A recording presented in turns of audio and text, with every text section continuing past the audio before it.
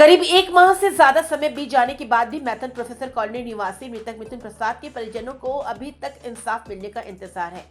इतने समय बाद भी मैथन पुलिस के हाथ खाली हैं। मृतक मिथुन प्रसाद के परिजनों का आरोप है कि पुलिस गंभीरता से जांच नहीं कर रही है।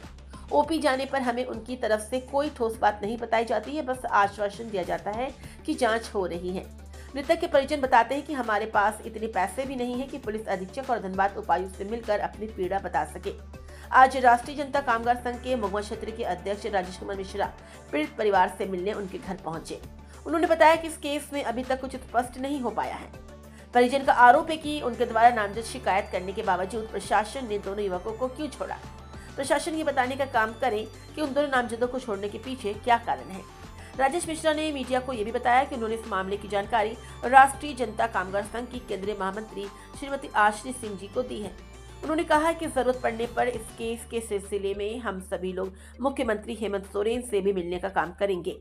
ज्ञात हो कि करीब 1.5 माह पहले मिथुन अपने दो दोस्तों मयंक कुमार और प्रियेश कुमार दोनों प्रोफेसर कॉलोनी निवासी के साथ 4 पहिया वाहन से आसनसोल कपड़े की खरीदारी करने गए थे। देर रात हो जाने पर भी मिथुन घर नहीं पहुंचा, जबकि उसके दोनों दोस्त अपने घर आ गए थे। घटना के 2 दिन बाद परिजनों को सूचना मिली कि मिथुन का शव बराकर नदी में पाया गया है। परिजनों ने मयंक और प्रियेश पर ही मिथुन की हत्या करने का आरोप लगाया और लिखित शिकायत भी दर्ज कराई थी।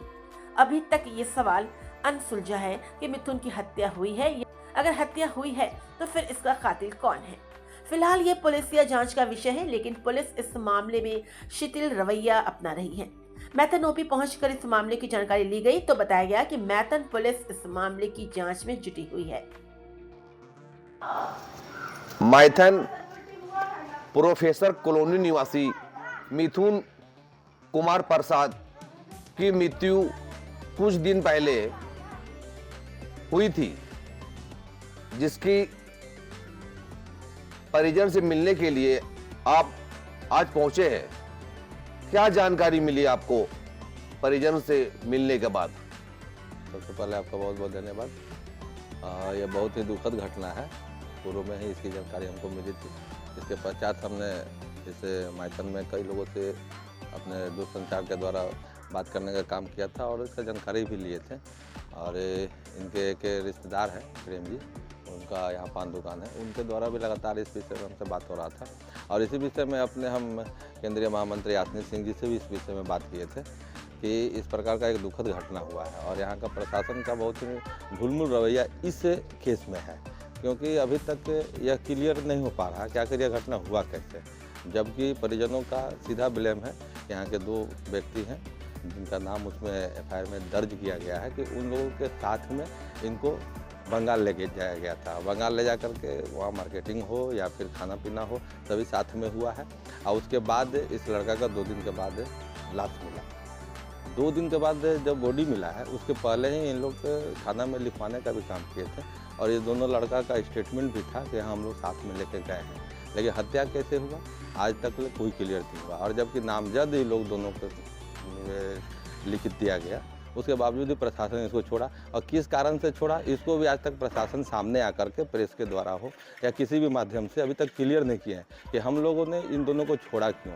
ये हत्या का मामला है और ये साफ दर्शाता है कि कहीं ना कहीं ये दोनों जब साथ में हैं तो इनकी कुछ ना कुछ संलिप्तता है। अगर नहीं है तो प्रशासन इसको क्लियर करे। इसी विषय के लिए हम यहाँ आज आए हुए थे। तो परिजन भी इसके लिए दुखी है कि आखिर छोड़े क्यों ये दोनों को।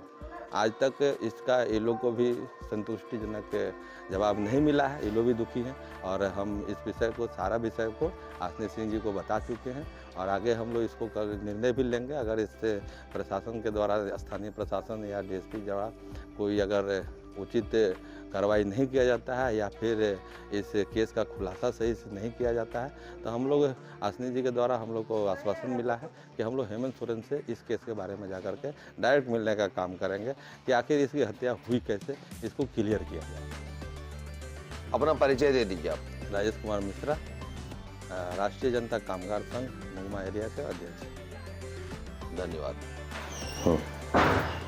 मिथुन कुमार जो आपके भाई थे, उनके साथ जो घटना हुई जी, क्या हुआ उसके विषय में बताएं और क्या लगता है कि प्रशासन क्या आप लोग को मदद की है? है और क्या न्याय मिला कि नहीं अभी तक आपको? देखिए, प्रशासन की जहाँ तक की बात है, प्रशासन अभी तक मेरे साथ कोई न्याय नहीं किया, बल्कि वही उसी लोग के पक्ष में ही काम प्रशासन कर रही है।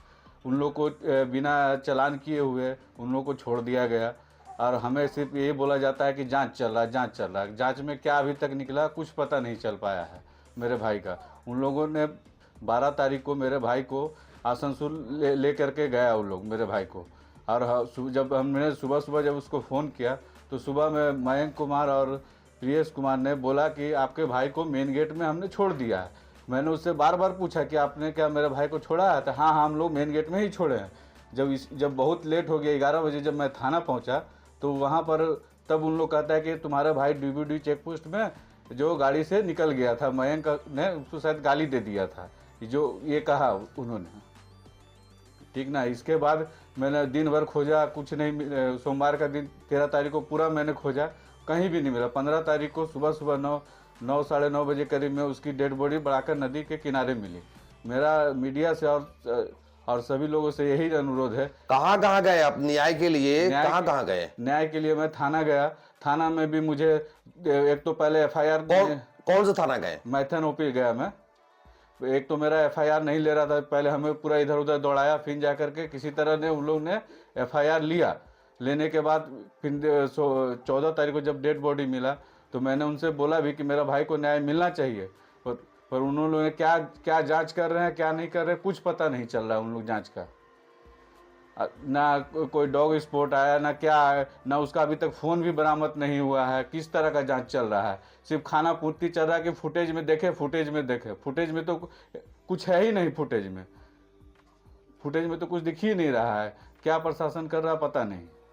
कितना दिन बीत गए? आज करीब 1.25 महीना होने चला और जो आरोपी हैं वो आराम से घर में आराम से बैठे हुए हैं और हम लोग जो पीड़िता हैं वो न्याय के लिए दर दर भटक रहे हैं। थाना दौड़ रहे हैं, इधर दौड़ रहे हैं और तभी न्याय हम लोग को नहीं मिल रहा है। आपने मैथन OP में दोषियों के खिलाफ कार्रवाई मामला दर्ज किया था क्या? हाँ, दोषियों के खिलाफ मैंने मामला दर्ज किया था। उसका FIR कॉपी भी मेरे पास है।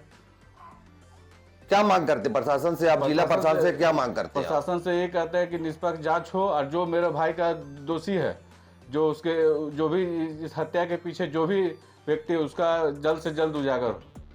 क्या कार्य करते थे आपका भाई? हमारा भाई अपना दुकान चलाता था। कहाँ पे दुकान चलाता? मेन गेट में था दुकान एक। उनका नाम? मिथुन कुमार प्रसाद हुआ उनका नाम। 25 वर्ष उम्र। शादीशुदा थे क्या वो? नहीं, शादीशुदा नहीं था। आप अपना परिचय दे दीजिए। मेरा नाम विजय कुमार हुआ, मैं उसके बड़े भाई हुआ। ये हमारे पिताजी उमेश प्रसाद हुए, ये हमारी माता श्री हुई बिला देवी। बस यही हम आप मीडिया बंधु से और सभी से ही ये अनुरोध है कि इन दोषियों को कड़ी से कड़ी सजा मिले। और मेरे भाई का गुनहगार यही लोग हैं, मुझे पूर्ण विश्वास है। इन्हीं लोगों ने ही मेरे भाई की हत्या की है। धन्यवाद।